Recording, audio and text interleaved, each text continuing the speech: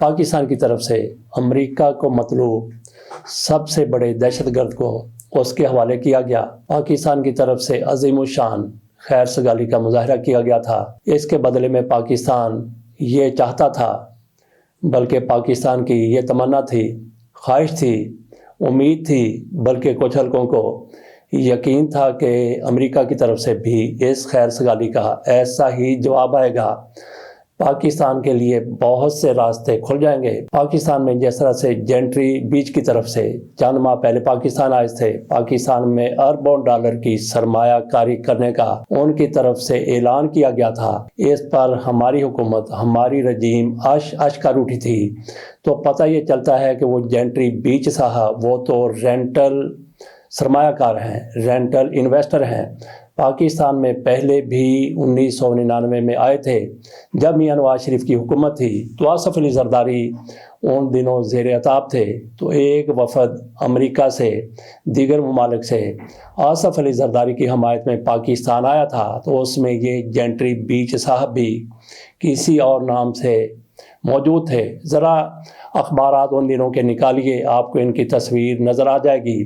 بہرحال جینٹری صاحب کی طرف سے پاکستان میں اربوں ڈالر کی سرمایہ کاری کرنے کے دعوے ہمارے حکمرانوں کی طرف سے، شہباز شریف کی طرف سے کیے گئے۔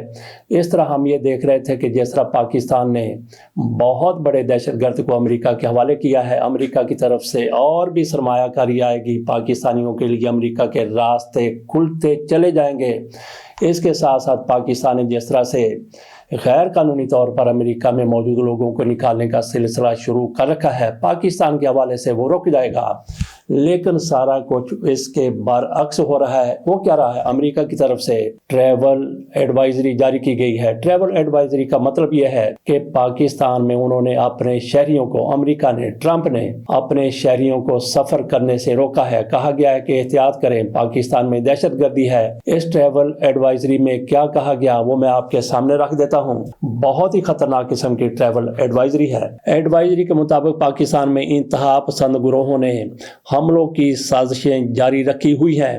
بلوچستان اور خیبر پختونخوا میں دہشت گرد حملے معمول ہیں۔ پاکستان میں بلا اجازت احتجاج کی اجازت نہیں۔ پاکستان میں احتجاج کے قریب پائے جانے پر تفتیش کا سامنا ہو سکتا ہے۔ ایڈوائزری میں کہا گیا ہے کہ امریکی شہریوں کو مظاہروں میں حصہ لینے پر حراست میں لیا جا چکا ہے۔ امریکی شہریوں کو پاکستانی حکومت اور فوج کے خلاف پوسٹ کرنے پر بھی حراست میں لیا جا چکا ہے۔ ایڈوائزری کے مطابق دہشت گردی میں شہریوں، فوج اور پولیس کو اندھا دھند حملوں کا نشانہ بنایا جا چکا ہے۔ دہشت گرد ماضی میں امریکی سفارتکاروں اور سفارتی مقامات کو نشانہ بنا چکے ہیں۔ تو یہ سارا کچھ کہا گیا ہے امریکہ کی ایڈوائزری میں۔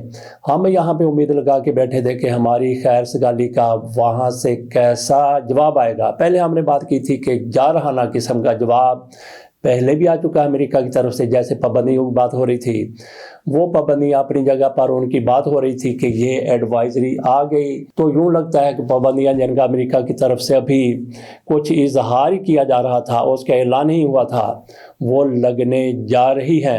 ادھر ملک عقیل صاحب کی طرف سے باقاعدہ اعلان کیا گیا ہے، انہوں نے اپنے کوہلو پر بیٹھ کے، ملک صاحب نے اپنے کوہلو پر بیٹھ کے ڈگے کو پرین لگاتے ہوئے، بلکہ کہیں پچکارتے ہوئے انہوں نے کہا ہے کہ یہ پابندیاں عام پاکستانیوں پر نہیں، پاکستانی شہریوں پر نہیں، بلکہ جو لوگ دہشت گردی میں ملوث ہیں ان پر لگنے جا رہی ہیں۔ تو ایڈوائزری، یہ وزیر قانون ہے مملکت کے، چھوٹے وزیر ہیں، نائب وزیر ہیں، ان کی طرف سے یہ کہا گیا ہے۔ تو ان سے یہ بھی پوچھ لیا جائے کہ امریکہ کی طرف سے اب جو ایڈوائزری جاری کی گئی ہے اس بارے میں آپ کیا فرماتے ہیں؟ مریم نواز شریف صاحبہ کی طرف سے کامیاب رمضان پیکج جاری ہے۔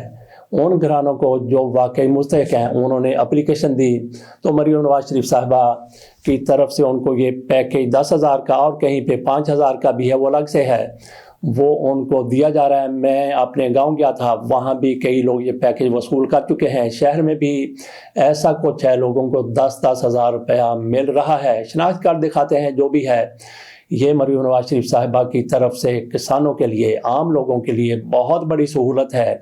لیکن کسانوں کی بات کی جائے، ذمہ داروں کی بات کی جائے، تو ان کے لیے یہ پھر بھاگتے چور کی لنگوٹی ہے۔ مجھے کئی لوگ وہاں پہ ملے اپنے گاؤں میں، وہ کہہ رہے تھے کہ گندم کا جس طرح سے بیڑا غرق کیا گیا، ان کے ریٹ کا، اور جس طرح سے اس کے بعد پھر چاول کا कपास का, गन्ने का जो टके टोकरी हुए हैं, तो ये भागते चोर की लंगोटी ही सही, उनको लाखों लाखों रुपए का, एक किसान कह रहा था कि उसे 52 लाख रुपए का मूंजी में, चावल में और गंदम में नुकसान हो चुका है। उसको भी 10,000 रुपये ये मिला है, कई औरों को भी मिला है। तो उनके लिए ये भागते चोर की लंगोटी नहीं, बल्कि लंगोटी के अंदर जो लास्टिक होती है या नाला होता है, वही हैसियत है इन 10,000 रुपयों की। चले ठीक है, पहले कहा जाता था कि खाते हैं तो लगाते भी हैं, तो लगाते हैं तो ही खाते हैं। तो अब ऐसा भी है कि अगर ये लगाते हैं तो फिर दिखाते भी हैं। हमने देखा कि कितने ज़्यादा इश्तिहारात, 60 सफ़े का इश्तिहार, उस पर पूरी नहीं पड़ी तो रोज़ के रोज़ फिर इश्तिहारात दिए जा रहे हैं। तो 10,000 रुपया चलें, किसी न किसी को तो उसका फ़ायदा हो ही रहा है। तो जैसा कि कहा कि कुछ लोगों के लिए ये भागते चोर की लंगोटी ही सही। मरकज़ में आपने पब्लिक अकाउंट्स कमेटी सुना है, उसका हेड बनाया गया है जुनैद अकबर को, जिनका ताल्लुक पीटीआई से है। पंजाब में भी ऐसी कमेटी है, उसके भी कई लोग ज़िम्मेदार हैं। उनमें से एक की तरफ से कहा गया है कि एक हफ्ते में बुज़दार की करप्शन सामने लाई जाए। कितने दिनों में? एक हफ्ते में। उन्होंने कहा कि 20 मार्च तक जितनी भी करप्शन की है बुज़दार ने, वो सारी की सारी सामने लाई जाए। मेरा ख्याल है कि ये 20 तारीख उन्होंने ज़्यादा दे दी है, 8 दिन 10 दिन बहुत ज़्यादा दे दिए हैं। आज 10 मार्च है, 20 तारीख उन्होंने दी है, तो एक हफ्ते में या 10 दिन में क्या ज़रूरत है उनकी करप्शन को ढूंढने की। आप वो फाइल निकालें जिसका आप अब तक तज़किरा करते रहे हैं, जिसका वाविला करते रहे हैं, जिस पर आप एड़ियाँ उठा उठा कर दावे करते रहे हैं कि बुज़दार ने इतनी करप्शन की, फराग होगी उनके साथ ही, बुशरा बीबी उनके साथ ही। और वो फाइल जब जनरल आसिम मुनीर के पास पहुंची, वो DGISI थे, वो इमरान खान के पास फाइल ले गए, तो इमरान खान ने उनको ये फाइल देखते हुए सैक कर दिया। तो जनाब, किसी तफ्तीश की ज़रूरत नहीं है, किसी इंक्वायरी की ज़रूरत नहीं है, किसी को बुलाने की ज़रूरत नहीं है। वो फाइल उठाएँ, उसमें सारे सबूत मौजूद हैं। कोई शर्म करें, कोई हया करें। अगर कोई ऐसी फाइल होती तो इमरान खान पर, बुशरा बीबी पर, बुज़दार पर, फराह गोगी पर सबसे पहले आपने वही फाइल सामने लानी थी। वो कभी फाइल मौजूद ही नहीं थी, बाहर प्रोपेगेंडा किया गया। अगली खबर की तरफ चलते हैं जल्दी जल्दी। कतर की तरफ से मुतालबा किया गया है कि इसराइल की जितनी भी एटमी तनसीबात हैं, उन सब को आलमी एजेंसी की निगरानी में दिया जाए, आलमी एजेंसी उनकी निगरानी करे। मैं समझता हूँ कि कतर की तरफ से ये बड़ा ज़बरदस्त ऐलान किया गया है। कल ही इजलास हुआ था OIC के वज़राए ख़ारजा का, वहाँ पे वो बैठे हैं, उन्होंने गुफ्तगू की है और उसके बाद फिर वो अफ्तारी करके या अफ्तारी के बगैर उठ के चले गए। किसी किस्म की कोई जुर्रतमंदाना पॉलिसी सामने नहीं आई। तो कतर की तरफ से ऐसा ऐलान किया गया है, अगर चांदे के ममालिक कतर के साथ मिल जाते हैं तो इसराइल को फिर लग पता जाएगा। चंद ममालिक हो गए, उनमें फिर इजाफा होता चला जाएगा। बहरहाल कतर की तरफ से एक पहला कंकर फेंक दिया गया है, एक कंकर, दूसरा कंकर, तीसरा कंकर, और जैसे जैसे उनके साथ दीगर ममालिक मिलते जाएंगे, ये एक बड़ा मजबूत इत्तेहाद हो सकता है। हो सकता है कि OIC के अलावा ये इत्तेहाद को अरब ममालिक इनके साथ मिल जाएं, जैसा कि अरब लीग है या दीगर ममालिक इनके साथ। बहरहाल कतर की तरफ से एक दिलेराना फैसला सामने आया है, दिलेराना ऐलान सामने आया है।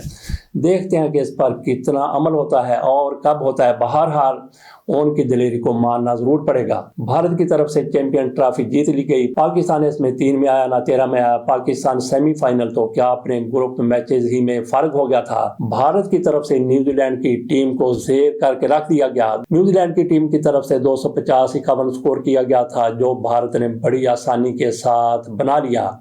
तो हमारी टीम वो कहाँ पे खड़ी है जब तक मोहसिन नकवी साहब जैसे लोग हमारी टीम के करता धरता हैं। टीम से उम्मीद ना रखी जाए कि ये कोई बहुत बड़ा कारनामा मार लेगी। बहरहाल अगर पाकिस्तान की क्रिकेट टीम की किसी को कामयाबी मकसूद है, कामयाबी चाहिए और वो ऊपर भी बैठे हुए हैं, तो फिर किसी प्रोफेशनल को क्रिकेट का सरबराह या इसका करता धरता बना दिया जाए तो सूरत हाल काफ़ी बेहतर हो सकती है। इसके साथ इजाज़त दीजिए। अल्लाह हाफ़िज़।